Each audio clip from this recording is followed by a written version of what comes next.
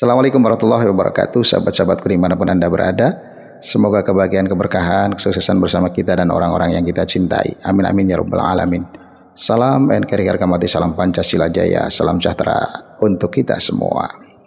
Tentu kita masih ingat cerita-cerita para habaib di dalam ceramah-ceramahnya yang menceritakan tentang proklamasi kemerdekaan Republik Indonesia, bendera merah putih, lagu kebangsaan, Pancasila dan yang lainnya yang masih kita terngiang tentunya banyak di channel-channel YouTube, bahwa kemerdekaan ini, proklamasi, bendera merah putih dan yang lainnya adalah berkat peran dari para habaib. Nah, cerita-cerita semacam ini sering diulang-ulang oleh mereka dalam panggung-panggung ceramahnya. Apakah benar sesuai dengan fakta-fakta sejarah bahwa para habaib itu memiliki peran dalam kemerdekaan ini? Tentu kita tidak semudah itu mempercayainya, karena kita berusaha berpikir kritis mencari kebenaran yang sesuai dengan fakta sejarah. Oleh karena itu dalam hal ini saya tidak langsung percaya. Saya harus mencari referensi, harus mencari orang yang lebih kompeten dalam bidang sejarah. Salah satunya adalah Profesor Dr. Anhar Gonggong yang mengomentari tentang cerita-cerita para habaib baik di YouTube bahkan sudah disiarkan di televisi, bahwa kemerdekaan, proklamasi, bendera merah putih itu ada peran Habib. Nah, sebenarnya sudah pernah dibahas di seminar UIN dulu yang disiarkan oleh pada Suka TV atau Padepokan Dakwah Sunan Kalijaga beberapa tahun yang lalu, yang menghadirkan Profesor Anhar Gonggong, dan beliau jelas menyatakan bahwa tidak ada peran sama sekali. Tapi kemudian saya buka-buka YouTube kembali, kemudian ketemulah channelnya Profesor Anhar Gonggong yang belum lama ini beliau juga mengomentari kembali tentang proklamasi, bendera merah putih dan yang lainnya yang katanya ada peran Habib. Nah, ini sebagai akademisi, sebagai sejarawan, beliau tergugah hatinya untuk meluruskan semua ini agar masyarakat tidak mudah dibodohi, tidak mudah dibohongi, tidak mudah percaya terhadap cerita-cerita yang berkembang, apalagi dibungkus dengan panggung-panggung dakwah, tetapi pada kenyataannya tidak sesuai dengan fakta-fakta sejarah. Nah, sebelum kita mendengarkan atau menyimak video dari Profesor Anhar Gonggong, maka kita sepil dulu siapa Profesor Anhar Gonggong. Profesor Dr. Anhar Gonggong MA lahir 14 Agustus 1943 di Pinrang, Sulawesi Selatan, Hindia Belanda. Tentu kewarganegaranya adalah Indonesia. Alma maternya Universitas Gadjah Mada, Universitas Leiden, Universitas Indonesia. Beliau adalah seorang sejarawan, akademikus yang handal, yang dikenal luas di Indonesia bahkan di luar negeri. Jadi kalau berbicara tentang sejarah, saya akan lebih meyakini kepada ahlinya atau pakarnya seperti Profesor Anhar Gonggong dibanding cerita-cerita para habaib yang diceritakan oleh mereka dalam panggung-panggung dakwah demi untuk mengangkat klan atau datuk-datuk mereka saja. Oleh karena itu mari kita simak bersama-sama videonya. Ini berkaitan dengan persoalan kemerdekaan kita, proklamasi kita. Tadi siang, tadi pagi, itu ada satu TV yang ketika memperlihatkan tentang masuknya Islam di Indonesia dan di Jakarta, didirikan masjid dan sebagainya, lalu ada yang ngomong begini, Bung Karno menanyakan kepada Habib, kapan kita proklamasikan kemerdekaan? Katanya Habib itu berkata secepatnya. Nah, menurut saya Bung Karno nggak pernah cerita tentang itu kok. Lalu proses yang namanya proses proklamasi 17 Agustus itu melalui suatu proses dari tanggal 15 saja sudah terjadi perbedaan pendapat antara Syahrir dan Soekarno-Hatta. Nah, yaitu Syahrir setelah mendengar bahwa Jepang sudah kalah, Maka pada tanggal 15 itu, maka Syahrir mengatakan, Bung Karno saja yang memproklamasikan kemerdekaan, nggak usah orang lain, lewat radio aja. Tapi Bung Karno dan Bung Hatta tidak mau. Nah lalu maka yang menentukan itu adalah sidang PPKI, Panitia Persiapan Kemerdekaan Indonesia. Nah mereka rapat di situ. Nah disitulah ditentukan bahwa rencana awalnya, andai kata tidak ada tentangan antara Syahrir dan Pemuda dengan Bung Karno, Bung Hatta, itu rencananya tanggal 16. Tapi kan diculik. Nah, karena diculik, akhirnya tertunda. Nah, baru setelah kembali ke Jakarta, langsung bukan ke rumahnya masing-masing, tapi ke rumahnya Maeda. Nah, di rumahnya Maeda itulah mereka kumpul sekitar ada 30-an orang kalau nggak salah. Dan Habib nggak ada di situ. Nggak ada. Sepanjang saya ingat nggak ada itu. Yang ada di situ orang-orang muda, teman-temannya Syahrir. Dan di buku manapun juga nggak ada? Nggak ada. Bung Karno nggak pernah bicara. Dalam bukunya Sandy Adam juga Bung Karno nggak cerita tentang hal itu. Jadi nggak ada. Nggak ada. Jadi ya saya minta agar supaya jangan mengembangkan cerita-cerita yang berkaitan dengan proklamasi dan kemerdekaan Indonesia kalau Anda tidak tahu, gitu loh. Ini kemarin juga setelah saya bicara dengan siapa namanya, Rhoma Irama, lalu beberapa waktu kemudian Pak Mahbub MD juga menerangkan itu, malah secara panjang lebar. Ya jangan menganggap bahwa kita ini seakan-akan tidak ada peranan, seakan-akan mereka semua yang punya peranan. Itu pernyataan Pak Mahbub MD. Ya saya juga beranggapan seperti, ya yang melaksanakan, yang merencanakan proklamasi itu tidak dengan itu pun dilakukan oleh karena segera Jepang kalah kan.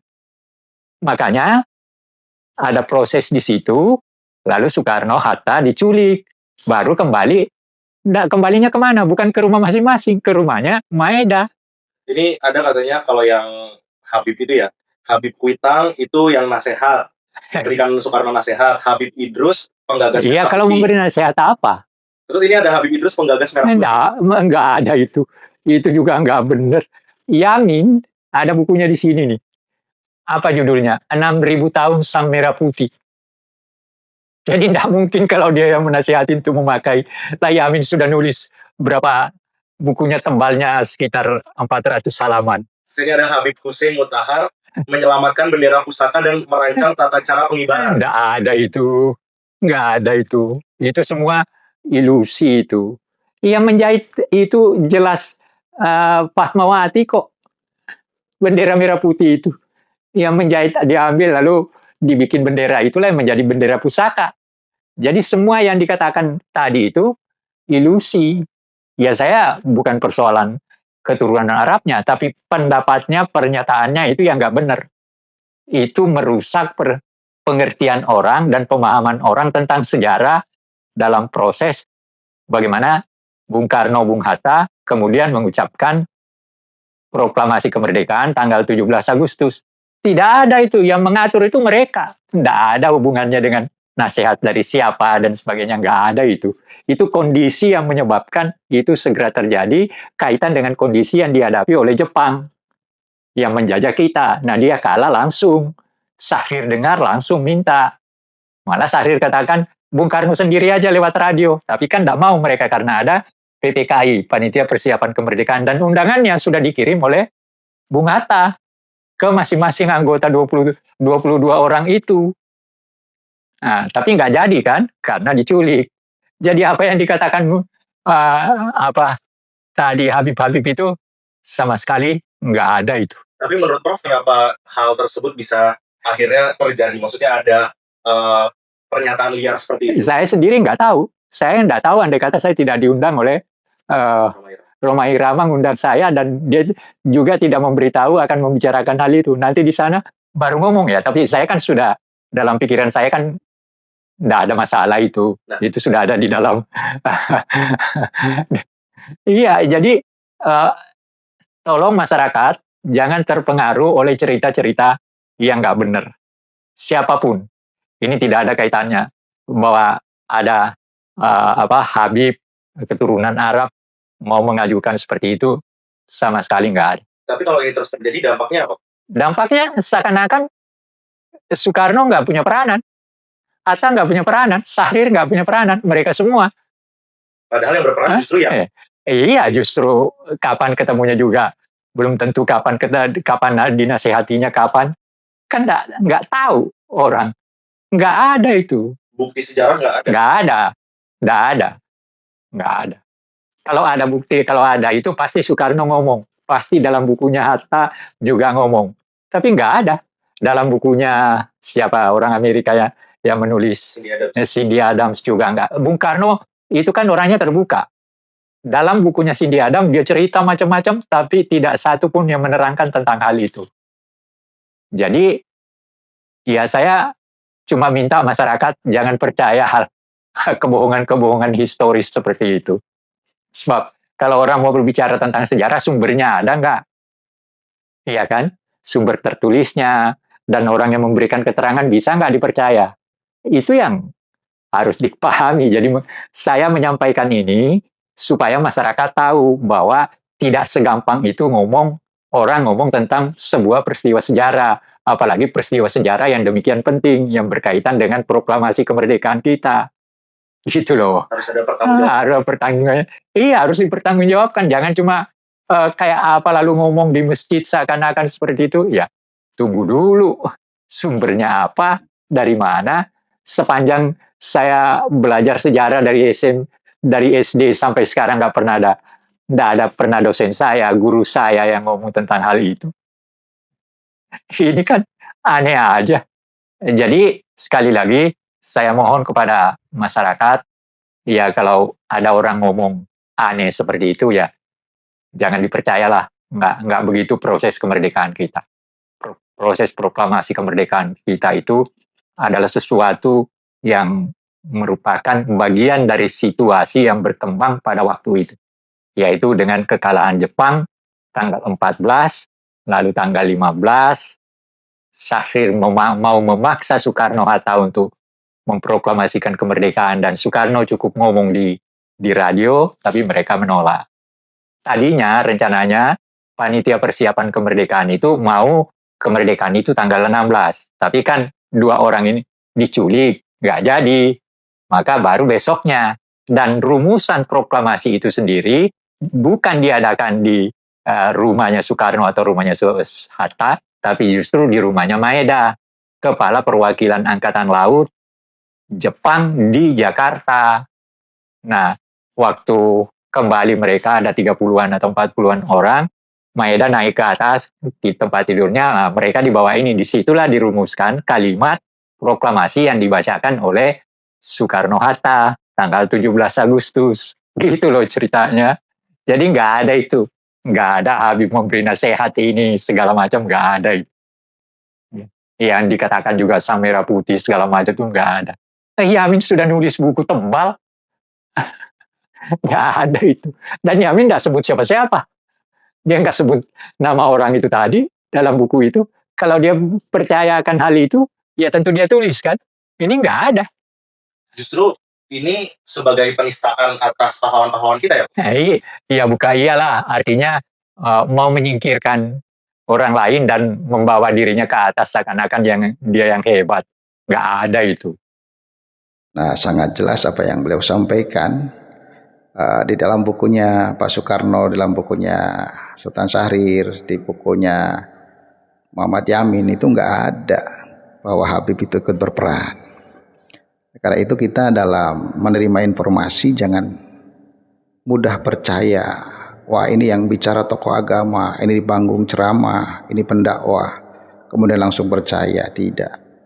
Dalam menerima informasi itu, satu harus ada verifikasi sumbernya terpercaya atau tidak. Kemudian cek fakta, kita cari sumber aslinya, kemudian baca menyeluruh, bandingkan dengan sumber lain, konsistensi informasinya seperti apa, kemudian alasan bahasanya, periksa tanggal, tahun kejadian dan seterusnya, itu mesti ada. Kemudian yang tidak kalah penting, gunakan akal sehat. hindari asumsi, dengarkan ahli, gunakan alat verifikasi dan yang lain sebagainya. Oleh karena itu dalam hal ini saya lebih percaya kepada ahlinya, pakarnya, ahli sejarah seperti Profesor Anhar Gonggong, karena memang bidangnya adalah bidang sejarah, bukan dongeng, apalagi khurafat. Beliau tentu memiliki tingkat akurasi yang lebih kuat, disertai dengan data-data yang valid tentunya. Jadi kita tidak boleh mudah percaya dalam sebuah informasi berita, apalagi berita itu dibungkus dengan agama. Ini seolah-olah meyakinkan. Tetapi kalau kita cek-recek, ternyata tidak sesuai dengan fakta sejarah. Terus berhati-hati dalam menerima informasi, jangan sampai sejarah kita dibelokkan pelan-pelan, kita tidak menyadarinya, kita tidak terasa, tetapi yang akan menjadi korban adalah generasi bangsa yang akan datang. Karena itu terus belajar sejarah agar kita tidak kehilangan arah. Ini saja, semoga bermanfaat. Assalamualaikum warahmatullahi wabarakatuh.